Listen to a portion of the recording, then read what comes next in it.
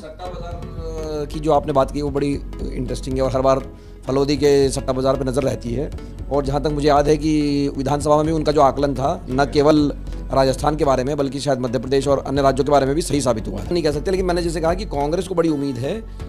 राजस्थान से किताब। और अब नूपुर ज्वाइन करें। नूपुर राजस्थान को देख रही हैं, समझ रही हैं। नूपुर, जिस तरीके से सर ने बहुत अच्छे से समझाया कि देखिए 39 सीट जो हैं वो तमिलनाडु में पूरी कर ली गई और जो आज जो इम्पोर्टेंट चुनाव था वो राजस्थान के लिए था। वहाँ 25 सीटें हैं आपके यहाँ और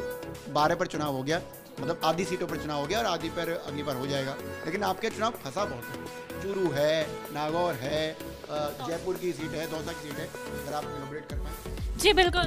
बहुत बहुत शुक्रिया अविचल। जैसा कि हमने 2014 और 2019 में राजस्थान की तस्वीरें देखी जहां पर बीजेपी ने पूरी तरह से क्लीन स्वीप किया है, तो इस बार आपको बता दें कि राजस्थान में इससे उलट तस्वीरें देखने को मिल रही है। कुछ रिपोर्ट्स ये कहती कि इस बार राजस्थान में कुछ सीटें ऐसी है जहां पर अविचल पूरी तरह से चुनाव जो है फंसता हुआ दिखाई दे रहा है। कांग्रेस ने लगभग 3 जगहों पर जो है गठबंधन किया है, तो ये कहा जा रहा है कि कांग्रेस ने जिन सीटों पर गठबंधन किया है वहां पर फायदा मिल सकता है। चाहे हम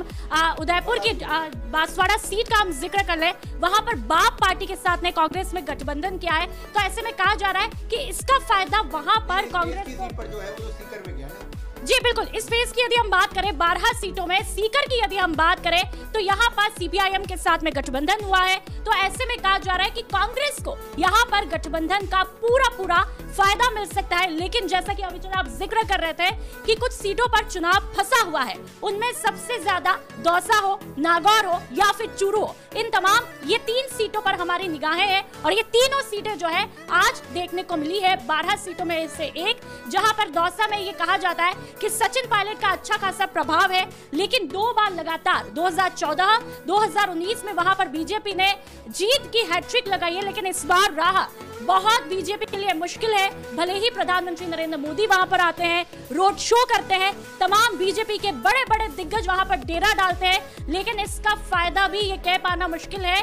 कि वहां पर बीजेपी के प्रत्याशी जो कन्हैया लाल मीणा है उनको मिल सकता है। यहाँ पर अभी तक की रिपोर्ट्स ये कहती है कि कांग्रेस यहाँ पर काफी मजबूत है और सचिन पायलट का ये गढ़ है, गुर्जर बाहुल्य ये सीट है, यहाँ पर चाहे गुर्जर मतदाता हो या फिर जो मीणा बाहुल्य भी यहाँ पे ये इलाका कहा जाता है, क्योंकि बाबा किरोड़ीलाल मीणा का यहाँ पर काफी इम्पैक्ट मिलता है, देखने को मिलता है, जो अभी कृषि मंत्री भी है। तो ऐसे में गुर्जर और मीणाओं का साथ जो है इस बार कांग्रेस को मिल सकता है। भले ही यहाँ पर गुर्जर पिछले साल नाराज हुए थे, लेकिन इस बार जो है पूरा साथ कांग्रेस की तरफ जाता हुआ दिख रहा है और सचिन पायलट का प्रभाव है, क्योंकि उनकी माताजी हो या फिर उनके पिताजी हो यहाँ पर सांसद रह चुके हैं, तो ये पूरा घर जो है सचिन पायलट का और यहाँ पर उनकी प्रतिष्ठा दांव पर लगी हुई है। तो ये बात तो जी मैं दरअसल चूरू का और नागौर का जिक्र सर से करना चाहूँगा। सर चूरू का चूंकि मैं डैशबोर्ड पे देखना चाहूँगा, पिछली बार जब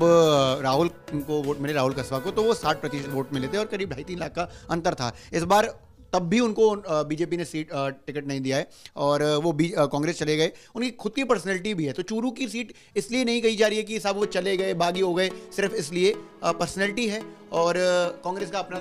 अगर आप इस आंकड़े पे देखें अविचल, तो ये 60% जो है, यानी दोनों पार्टियों में जो गैप है वो बहुत बड़ा अंतर है। और ये अब मान लीजिए अगर इसको उलटना है तो इसमें जब तक कि 15-16% वोट अपना ना हो, जो मुझे अभी इस पर डाउट है, तो मैं कह रहा हूँ कि ये भले ही लोग कह रहे हैं कि सीट बड़ी फंसी हुई है, ये है, लेकिन अंतर बहुत ज़्यादा है। और वो राजस्थान में कमोबेश हर जगह अंतर जो है बीजेपी को, मतलब, तो इसलिए कोई ऐसा इतना आसान नहीं है। भले ही हम बात कर रहे हैं कि भाई ये 60 और 34 का अंतर बहुत बड़ा है, मतलब अगर आप, और ये तो लोकसभा का अंतर है, मतलब मैं कह रहा हूँ कि ये कोई विधानसभा का अंतर ये नहीं है कि भाई कोई बदलेगा ये जो भी, तो मुझे लगता है ये बड़ा अंतर है। लेकिन फिर भी 2 तरह की बातें हो रही है। कांग्रेस बड़ी होपफुल है, जो मेरी बातचीत कांग्रेस के नेताओं से हुई है, उनको अभी भी लगता है कि हमारा यहाँ गेन होगा। और यहाँ तो 0 है, मतलब इंडिया की मेरे ख्याल से एक ही सीट जो जोड़ी गई है वो नागौर वाली सीट जोड़ी गई है, जो कि चूँकि इस बार इधर आ गए हैं बेनीवाल जी।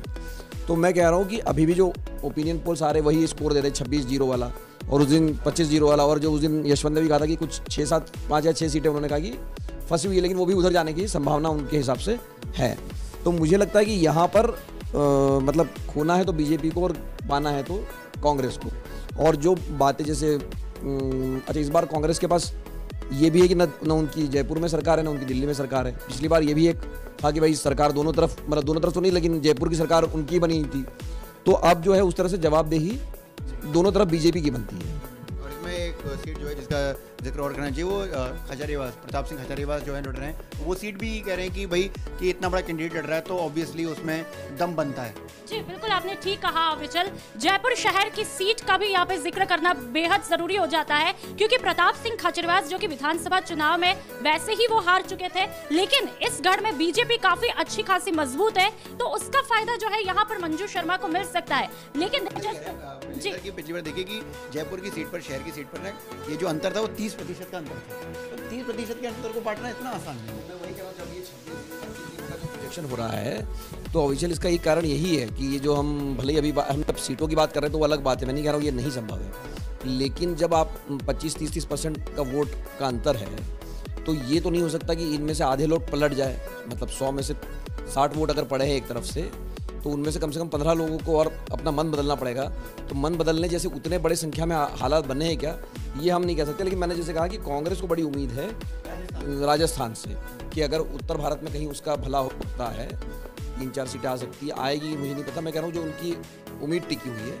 वो राजस्थान से बड़ी टिकी हुई है। लेकिन आज के चुनाव में क्या लगता है आपको? जी बिल्कुल, आज के चुनाव की तस्वीरें बेहद ही दिलचस्प थी। जिस तरह से दौसा की रिपोर्ट्स जो हमने देखी है, मतदान को लेकर के जो तस्वीरें देखी है, तो वहां पर जो पहले जैसा कि मिलन सर ने बताया कि यहाँ पर कांग्रेस को काफी उम्मीदें हैं, लेकिन जब संवाददाता से वहां पर बातचीत हुई तो उन्होंने कहा अभी कुछ भी कह पाना मुश्किल है। यहाँ पर पूरा नेक टू नेक फाइट जो है वो देखने को मिल रही है राहुल कसवा और देवेंद्र झाझड़िया के बीच में। अभी ये कहना जल्दबाजी होगा कि यहाँ पर कांग्रेस, जी माफ कीजिएगा, हाँ चूरू का यदि जिक्र करें तो यहाँ पर जो है ये कह पाना मुश्किल होगा कि कांग्रेस कमबैक कर पाएगी या नहीं, लेकिन राहुल कसवा यहाँ पर वाकई बहुत बड़ा फैक्टर है। भले ही वो 2 बार के सांसद रहे हैं, अपने आप में वो एक मजबूत चेहरा, और इस बार बीजेपी से बागी होकर के माफ कीजिएगा और कांग्रेस में आ जाते हैं, तो ऐसे में यहाँ पर कांग्रेस को उम्मीदें हैं कि राहुल कसवा की एंट्री जो है उनको बड़ा प्रॉफिट दिला सकती है। लेकिन जब आज फलौदी का सट्टा बाजार जो कि राजस्थान में जाना माना होता है, लेकिन उनकी रिपोर्ट ये कहती है कि अभी यहाँ पर कुछ कह पाना मुश्किल है। इस बार राजस्थान में जो सट्टा बाजार बता रहा है वो तकरीबन 20 से 21 सीटें बता रहा है, और चूरू में भी नेक टू नेक फाइट बता रहा है कि यहाँ पर अभी कुछ भी कह देना। जी की जो आपने बात की वो बड़ी इंटरेस्टिंग है और हर बार फलौदी के सट्टा बाजार पे नज़र रहती है। और जहाँ तक मुझे याद है कि विधानसभा में भी उनका जो आकलन था न केवल राजस्थान के बारे में बल्कि शायद मध्य प्रदेश और अन्य राज्यों के बारे में भी सही साबित हुआ था। मध्य प्रदेश पर हाँ, तो बाकी राज्यों के बारे में वो कुछ कह रहे हैं या सिर्फ अभी राजस्थान की बात कर रहे हैं? अभी फिलहाल जो है राजस्थान की बात की जाए तो राजस्थान में उन्होंने बताया है, जो आज हमारी बात हुई है, कि लगभग जो 25 सीटें हैं इस बार 20 से 21 सीटें बीजेपी को मिलेगी, और कांग्रेस ने जहां पर गठबंधन किया है वहां पर कांग्रेस कमबैक कर सकती है। ये फलौदी सट्टा बाजार का अनुमान है। बाकी जो कांग्रेस को जहां पर उम्मीदें हैं वो चूरू की सीट है जहां पर जो राहुल कसवा मैदान में है। ऐसे में माना जा रहा है कि कांग्रेस यहाँ पर 5 सीटें हैं, इनका कोई मतलब जैसे आपने कहा कि जहाँ अलायंस है, लेकिन क्या उसका कोई ब्रेकअप अवेलेबल है कि 4-5 सीटें कौन सी हो सकती है, ऐसा कोई सट्टा बाजार ने आकलन किया है? बिल्कुल, सट्टा बाजार की यदि बात करें तो उन्होंने बताया कि फिलहाल बड़े जो अनुमान के तौर पे उन्होंने बताया कि बाड़मेर में कांग्रेस कमबैक कर सकती है, लेकिन अभी उन्होंने ये भी कुछ भी दावा करने से सट्टा बाजार भी बच रहा है, क्योंकि भले ही वहां पे रविंद्र भाटी एक बड़ा फैक्टर रहे हैं, लेकिन उन्होंने कहा चुनाव के ठीक 1-2 दिन पहले, भले ही पहले चरण में वहां पे चुनाव नहीं है बाड़मेर में, लेकिन जी 26 तारीख को, लेकिन फिर भी वो कह रहे हैं कि अब पूरी तरह से बाड़मेर में बाजी पलटती हुई दिखाई देती है। वहां पर बीजेपी के आने के चांसेस वो बता रहे हैं, लेकिन कांग्रेस कह रही है कि उम्मीदवार राम बेनीवाल मजबूत है और रविंद्र भाटी जो है वो काफी पीछे है, भीड़ के आधार पे आकलन नहीं करना चाहिए। तो यदि कांग्रेस की बात की जाए तो सट्टा बाजार का अनुमान ये कहता है कि जहां पर कांग्रेस ने गठबंधन किया है वहां पर जरूर फायदा मिल सकता है, लेकिन इस बार सट्टा बाजार भी पूरी तरह से दावे करने से बचता हुआ दिखाई दे रहा है। वो दावा नहीं कर रहे कि हम इस सीट पर आएंगे ही है इस बार,